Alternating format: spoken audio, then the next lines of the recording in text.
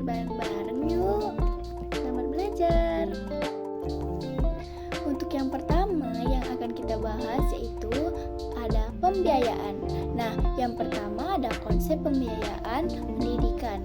Pembiayaan pendidikan adalah upaya mengumpulkan dana untuk membiayai operasional dan mengembangkan pendidikan untuk meningkatkan kualitas SDM sehingga mampu bekerja sama di lingkup lokal, regional, nasional maupun internasional. Dan ada faktor yang mempengaruhi pembiayaan pendidikan menurut Bastian 2015 yaitu sebagai berikut. Yang pertama ada kenaikan harga atau rising price. Yang kedua ada perubahan relatif dalam gaji pengajar. Yang ketiga ada perubahan dalam populasi dan kenaikannya presentasi peserta didik di sekolah negeri. Yang keempat ada meningkatnya standar pendidikan. Yang kelima ada meningkatnya usia anak yang meninggalkan sekolah. Dan yang terakhir ada meningkatnya tuntutan terhadap pendidikan lebih tinggi. Dan yang kedua itu ada landasan hukum pembiayaan di pendidikan. Menurut Baharudin 2010 menyebutkan bahwa landasan hukum pembiayaan pendidikan terdiri atas yang pertama ada dasar yuridis yaitu Pancasila, Undang-Undang Dasar 1945, peraturan perundang-undangan, dan yang kedua ada dasar filosofis. Pendidikan nasional kita dihadapkan pada masalah peningkatan kualitas, pemerataan kesempatan, keterbatasan anggaran, dan belum terpenuhinya sumber dana dari masyarakat secara profesional sesuai prinsip pendidikan sebagai tanggung jawab bersama antara pemerintah dan masyarakat dan orang tua. Nah, selanjutnya ada sumber keuangan sekolah nih teman-teman. Menurut Nanang Fatta 2004, sumber keuangan sekolah yaitu ada dari orang tua, dari pengusaha, dari yayasan, dan dari sumber keuangan yang lainnya seperti yang ada pada gambar berikut. Dan selanjutnya ada kategori biaya pendidikan. Nah, yang pertama ada biaya langsung atau direct cost dan tidak langsung indirect cost. Yang kedua ada biaya masyarakat dan biaya pribadi. Yang kelima ada pendekatan biaya satuan pendidikan. Yang pertama ada pendekatan makro yaitu mendasarkan perhitungan pada keseluruhan jumlah pengeluaran pendidikan yang diterima dari berbagai sumber dana, kemudian dibagi jumlah peserta didik. Nah, yang kedua ada pendekatan mikro yaitu mendasarkan perhitungan biaya berdasarkan alokasi pengeluaran komponen pendidik yang digunakan oleh peserta didik. Nah, selanjutnya ada fungsi pembiayaan pendidikan. Menurut Baharudin, fungsi pembiayaan pendidikan yaitu sebagai yang pertama memungkinkan penyelenggaraan pendidikan dilakukan secara efisien, dalam artian dana yang dipilih dapat digunakan untuk pencapaian tujuan tertentu yang diinginkan. Nah, yang kedua itu memungkinkan ketercapaian kelangsungan hidup lembaga pendidikan. Yang ketiga dapat mencegah adanya kekeliruan, kebocoran atau penyimpanan penggunaan data dari rencana semula. Yang keempat yaitu menggambarkan target-target yang akan dicapai sekolah atau madrasah. Nah, selanjutnya ada manajemen sarana dan prasarana. Pertama, ada pengertian sarana dan prasarana. Sarana adalah semua fasilitas yang diperlukan dalam proses belajar mengajar, baik bergerak maupun yang tidak bergerak, agar pencapaian tujuan pendidikan dan berjalan dengan lancar, teratur, efektif, dan efisien.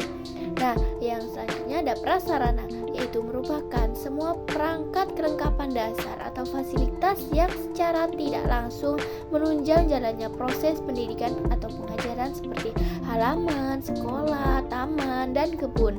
Dan selanjutnya ada manajemen sarana dan prasarana itu sendiri, yaitu adalah suatu kegiatan bagaimana mengatur dan mengelola sarana dan prasarana pendidikan secara efektif dan efisien dalam rangka pencapaian tujuan yang telah ditetapkan. Nah, yang kedua ada perencanaan sarana dan prasarana. Perencanaan sarana dan prasarana persekolahan dapat didefinisikan sebagai keseluruhan proses perkiraan secara matang rancangan pembelian, pengadaan, rehabilitasi, distribusi atau pembuatan peralatan dan perlengkapan yang sesuai dengan kebutuhan sekolah. Yang ketiga, ada tujuan dan manfaat perencanaan sarana dan prasarana. Tujuan diadakannya perencanaan dan sarana prasarana itu yaitu yang pertama untuk menghindari terjadinya kesalahan dan kegagalan yang tidak diinginkan, yang kedua untuk meningkatkan efektivitas dan efisiensi dalam pelaksanaannya, dan selanjutnya ada manfaat diadakannya perencanaan sarana dan prasarana, yaitu dapat membantu dalam menentukan tujuan, yang kedua ada meletakkan dasar-dasar dan menentukan langkah-langkah yang akan dilakukan, yang selanjutnya menghilangkan ketidakpastian, dan yang terakhir dapat dijadikan sebagai suatu pedoman atau dasar untuk melakukan pengawasan, pengendalian, bahkan juga penilaian agar nantinya kegiatan dapat berjalan secara efektif dan efisien.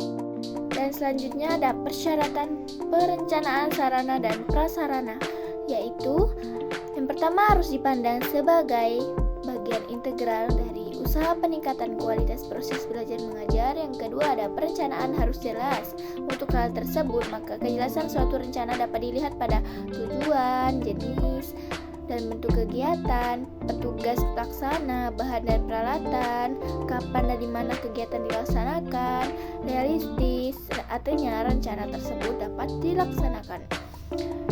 Dan selanjutnya berdasarkan atas kesepakatan dan keputusan bersama dengan pihak-pihak yang terlibat dalam perencanaan. Yang selanjutnya mengikuti pedoman atau standar jenis, kuantitas, dan kualitas sesuai dengan skala prioritas. Yang selanjutnya perencanaan pengadaan barang bergerak dan barang tidak bergerak. Selanjutnya ada pengadaan sarana dan prasarana. Kalian bisa melihat di gambar berikut ada beberapa pengadaan sarana dan prasarana seperti pembelian, penyewaan, pinjaman, dan lain-lain. Dan selanjutnya ada inventarisasi sarana dan prasarana. Inventarisasi berdasarkan kata inventari, yaitu Latin inventarium yang berarti daftar barang-barang dan sebagainya. Tujuan inventarisasi sarana dan prasarana menurut Barnawi 2015 adalah sebagai berikut. Yang pertama untuk menjaga dan menciptakan tertib administrasi. Yang kedua untuk menghemat keuangan sekolah. Yang ketiga sebagai bahan atau pedoman untuk menghitung kekayaan suatu sekolah. Nah, yang selanjutnya ada pemeliharaan sarana dan prasarana. Macam-macam pekerjaan pemeliharaan menurut Mulyasa antara lain. Yang pertama itu perawatan terus-menerus, yang kedua perawatan berkala, yang ketiga perawatan darurat, yang keempat perawatan preventif. Dan selanjutnya ada penghapusan sarana dan prasarana. Tujuan penghapusan sarana dan prasarana menurut Barnawi adalah sebagai berikut. Yang pertama mencegah atau sekurang-kurangnya membatasi kerugian atau pemborosan biaya pemeliharaan sarana dan prasarana yang kondisinya semakin memburuk, berlebihan atau rusak dan sudah tidak dapat digunakan lagi.